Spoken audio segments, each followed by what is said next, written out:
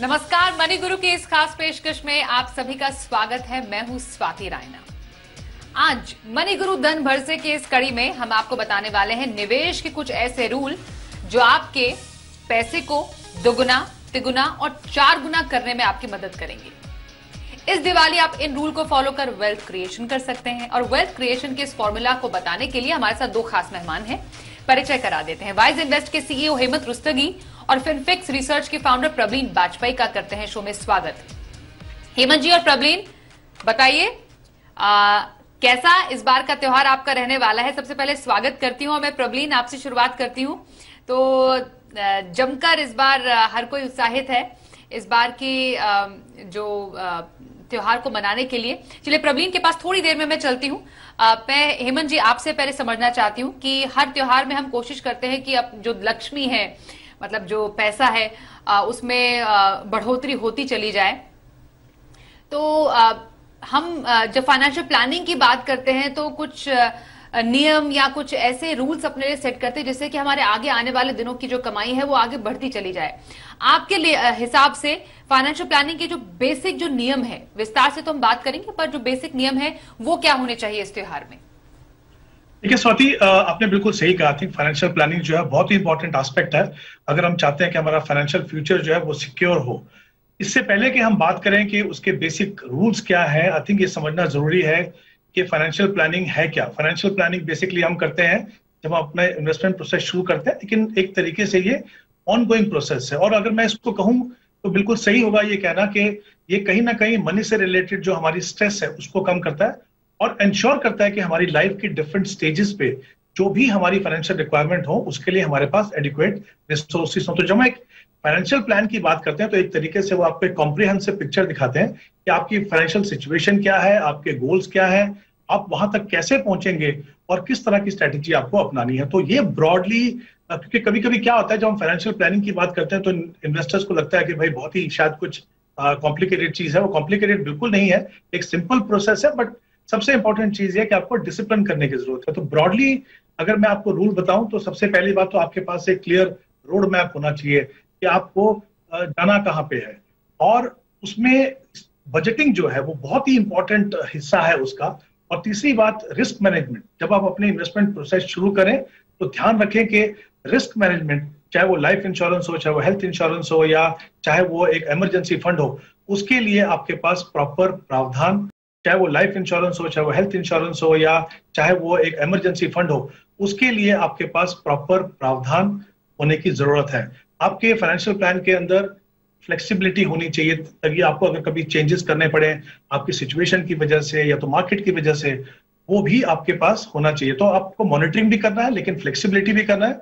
और ऐसा नहीं है कि आपको थोड़े थोड़े समय पे बदलाव करने हैं, लेकिन हाँ, आपके पास फ्लेक्सिबिलिटी होना बहुत जरूरी है। आपकी जो टाइम होराइजन है उससे आपको कमिटेड रहना है, क्योंकि वही एक ऐसी मैं कह सकता हूँ रूल है जो इंश्योर करेगा कि आप अपने लक्ष्य तक पहुंच पाए।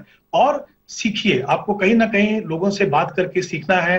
जरूरी नहीं है कि आपको पूरा एक बहुत एक्सपर्ट बनना है, लेकिन आपको मालूम होना चाहिए कि आपके इन्वेस्टमेंट प्रोसेस में क्या आ रहा है। आपको सुनने की क्षमता होनी चाहिए कि जो आपको बताया जा रहा है उसको सुने और फिर डिसाइड करें कि किस तरीके से आपको इसको इम्प्लीमेंट करना है। और टैक्स सेविंग पे इंपॉर्टेंट ध्यान देना। काफी बार एक ऐसा एस्पेक्ट है, क्योंकि टैक्स प्लानिंग अगर आप अच्छे से करेंगे तो जो आपके हाथ में पैसा आएगा उसमें काफी बढ़ोतरी हो सकती है। तो ब्रॉडली मैं कहूंगा ये रूल्स हैं, इनके ऊपर आपको ध्यान रखना है। अगर आप, जैसे मैंने पहले कहा, प्लान करें, इन रूल्स को फॉलो करें, तो आपका फाइनेंशियल फ्यूचर काफी हद तक सिक्योर हो सकता है।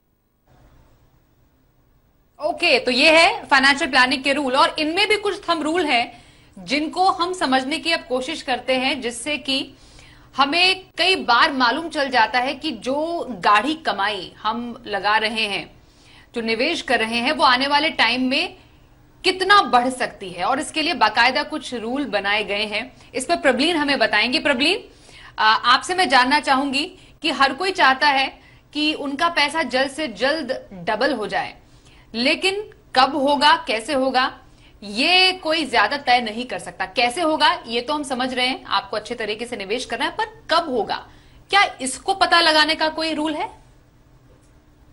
जी नमस्कार स्वाति, आपको और जी के सभी दर्शकों को फेस्टिविटीज की बहुत सारी शुभकामनाएं।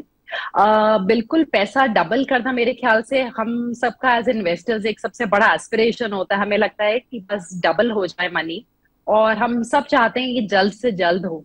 पर इस चीज को क्वांटिफाई करने के लिए हमारे पास बहुत सिंपल रूल है, जिसको हम रूल 72 बोलते हैं। और इस रूल में अगर एक निवेशक इस नंबर को 72 को अपने जो भी इन्वेस्टमेंट प्रोडक्ट को चूज कर रहे हैं उसके रिटर्न से डिवाइड करे, तो उनको ये पता चल जाएगा कि उनका पैसा कितने टाइम में डबल होगा।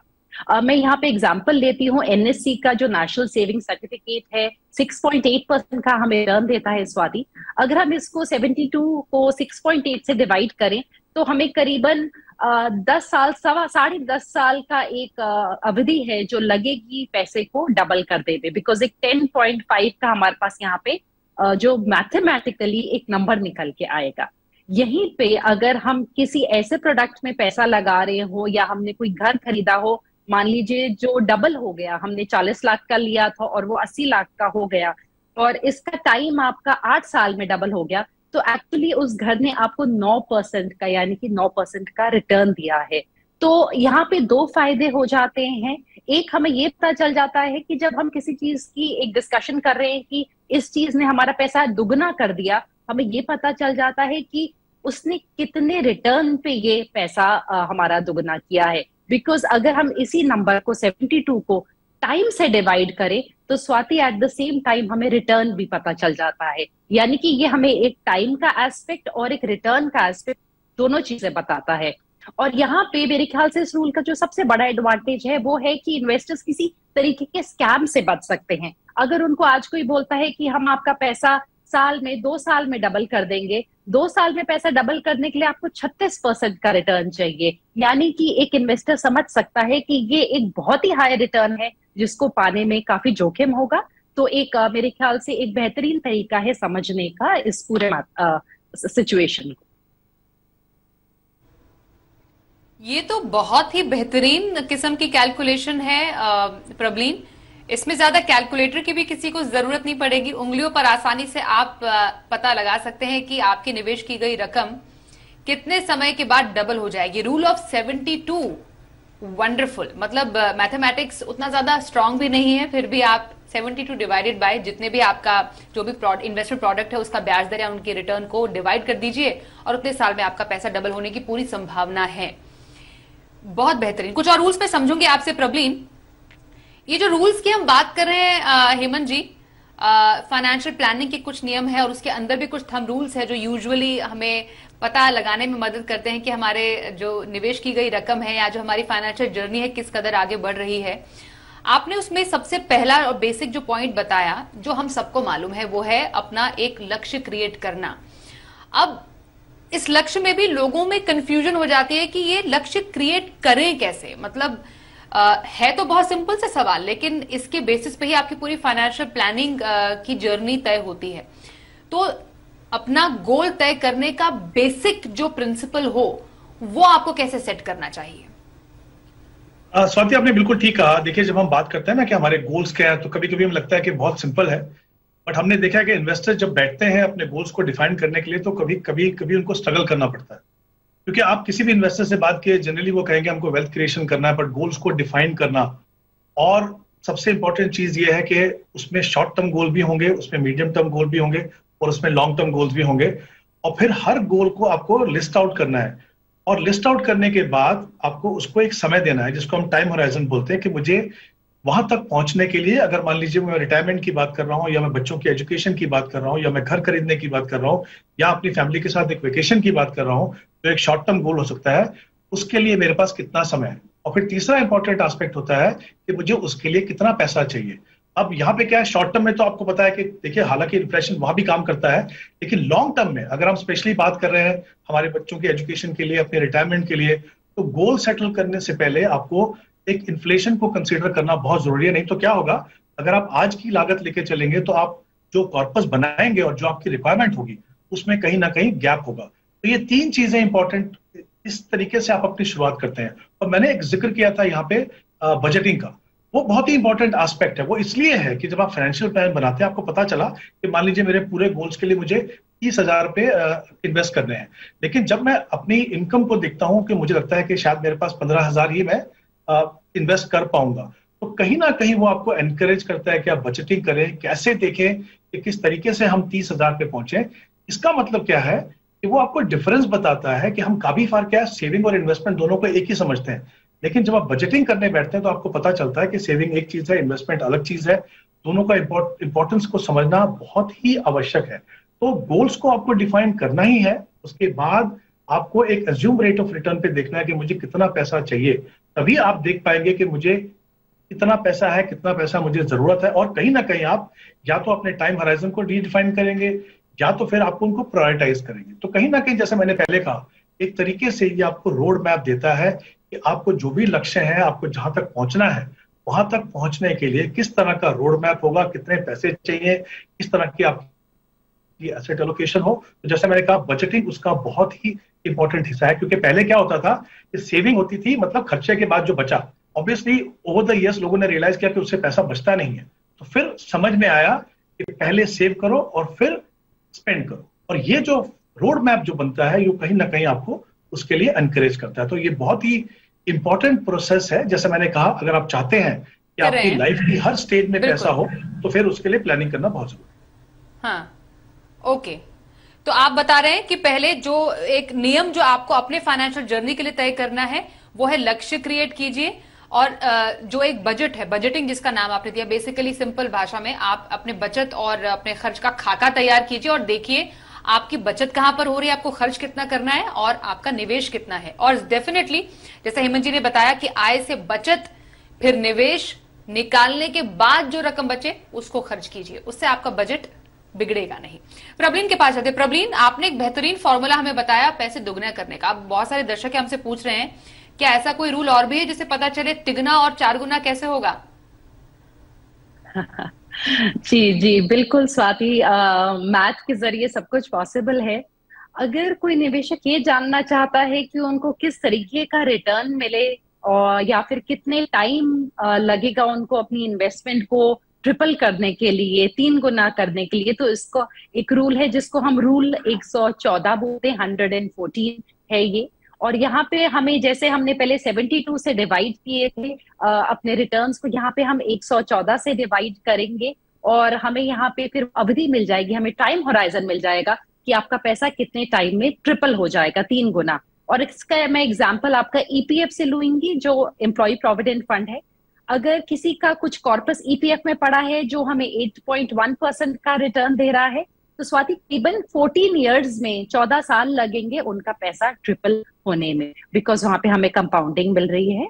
और इसी का एक फर्दर वर्जन है जो हमें ये दिखाता है कि हमारा पैसा 4 गुना कैसा होगा, कैसे हो सकता है। और इसके लिए एक रूल है जिसको हम कहते हैं 144 144।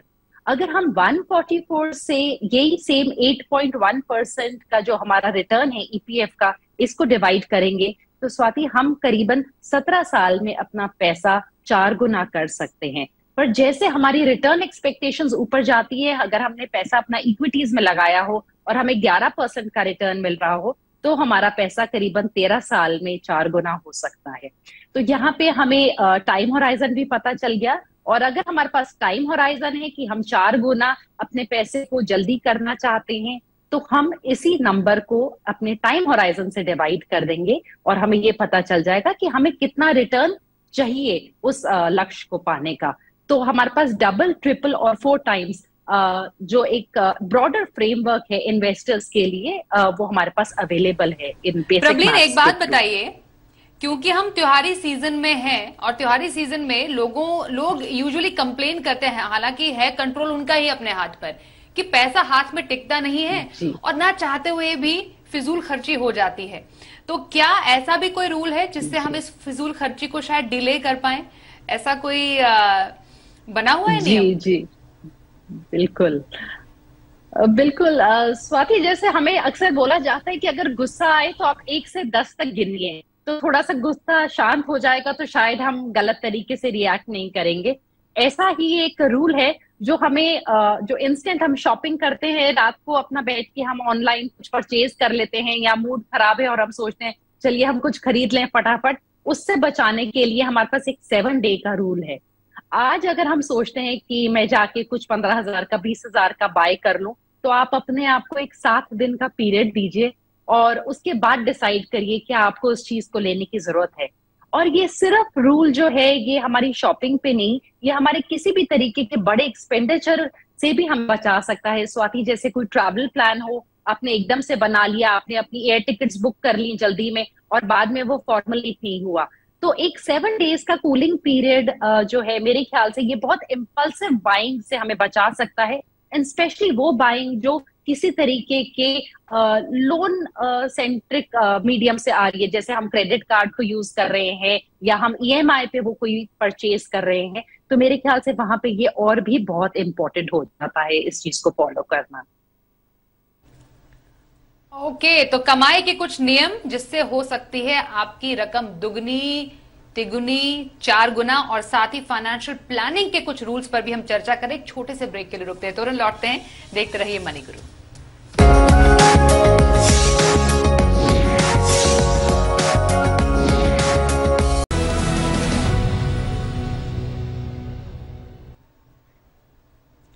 आप देखिए मनी गुरु, प्रवीण वाजपेयी हमारे साथ हैं और हेमंत रुस्तगी से कर रहे हैं हम खास चर्चा। हेमंत जी, रिस्क मैनेजमेंट का आपने जिक्र किया कुछ समय पहले।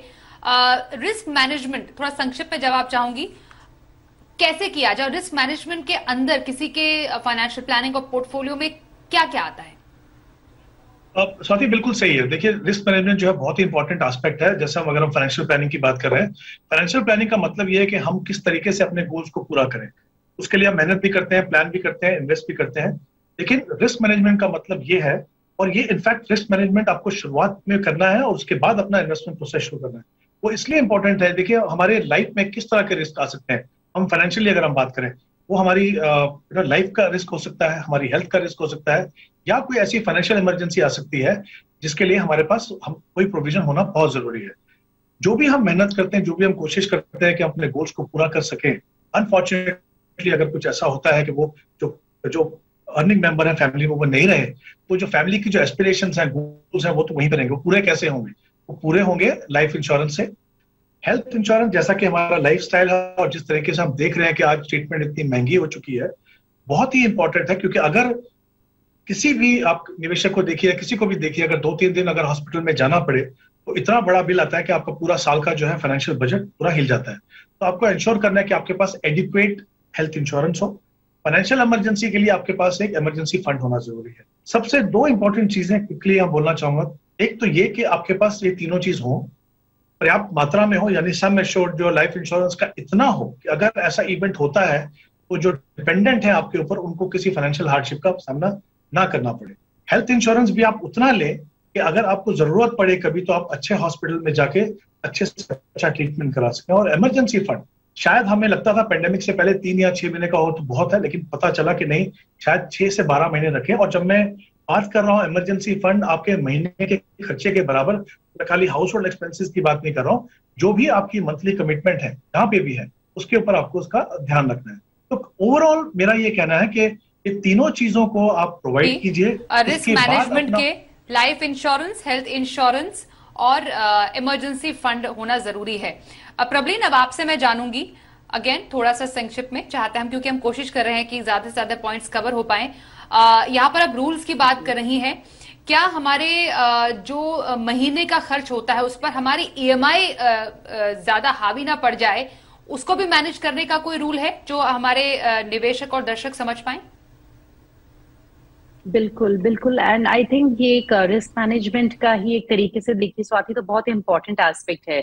बिकॉज जो भी हमारी ईएमआईज हैं, यानी कि हमारे ऊपर उधार कितना है, हमने गाड़ी ली तो आज हम लोन लेते हैं, घर लिया तो हम लोन ले लेते हैं, हमारे क्रेडिट कार्ड के भी कई बार हमारे आउटस्टैंडिंग लोन्स होते हैं लोगों के, और पेमेंट्स ही पे हुई होती हैं। तो इन सारी चीजों को मैनेज करने के लिए एक बड़ा सिंपल रूल है जिसको हम बोलते हैं 40% ईएमआई रूल। यानी कि अगर आप 100 रुपए कमा रहे हैं तो इस सारे टाइप के ईएमआईज को मिलाने के बाद आपका वो 40 रुपीज ही होना चाहिए, 40 रुपए से ज्यादा एक्सीड नहीं होना चाहिए। तो 40% का जो रूल है, ये जो फाइनेंस कंपनीज हैं ये लोन देते वक्त भी इस चीज पे थोड़ा सा गौर करती हैं कि आपका कितनी कम है, और ये मेरे ख्याल से एक ओवरऑल फाइनेंशियल हेल्थ को मेंटेन करने के लिए इम्पोर्टेंट है, ताकि जो हमारे एसेट्स हैं, जो हमारी अर्निंग्स हैं, हमारी रेगुलर, वो हमारी लाइबिलिटीज जो हैं उनके हमेशा ऊपर चले। तो अपनी लाइबिलिटीज को कंटेन करने के लिए ये 40% rule Swati I think definitely investors को फॉलो करना चाहिए। ओके, क्योंकि रूल्स की हम बात करें, बहुत ही महत्वपूर्ण रूल है, वो है रीबैलेंसिंग का रूल, जो कि समझना और जानना बेहद जरूरी है। क्योंकि हमने बात की हेमंत जी फाइनेंशियल प्लानिंग में किन नियमों का पालन करना चाहिए, और उसमें सबसे इंपॉर्टेंट है जब हम एसेट एलोकेशन करते हैं, कई बार वो एसेट एलोकेशन बिगड़ जाता है और बार बार हमें इसको रिव्यू और रिबैलेंस करने की जरूरत पड़ सकती है अपने पोर्टफोलियो को, लेकिन कब करें और कब नहीं करें। सबसे पहले जानूंगी आपसे कि पोर्टफोलियो रिबैलेंस कौन सी सिचुएशंस में किसी को करनी चाहिए, कब मालूम चले कि अब पोर्टफोलियो रिबैलेंस करने का टाइम आ गया है।